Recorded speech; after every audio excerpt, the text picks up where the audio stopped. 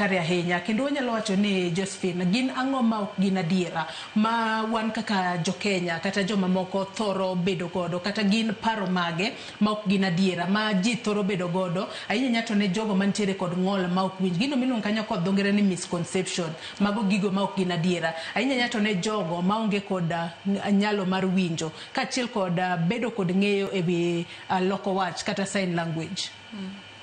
So wasebedo ka ji nigi misconception mar weche mag ng'ol kiwe deaf peke kende nyaka ng'ol machielo ni giketo ng'ol ka gima en gima biro gi uchawi. Koro juok yes. So koro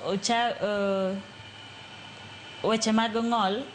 watimo advocacy sana mondo wapuonjgi ere kaka ng'ol nyalo biro ne ng'ata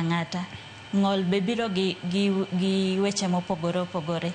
koro inyalo yudo samoro mama samodhi nyuol to obedo gi a prolonged labor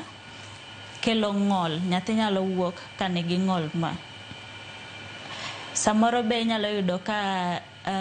nyathi inyalo nyuol e yo maber to kodongo to kapod otin to obedo gi tuo kaka meningitis nyalo kelo ng'ol mar koso winjo. Koro ng'ol ok en gima ikelo gi juok but ng'ol en gima nyalo biro ne ng'ata. Yes. Korka kori Walter Sewe moko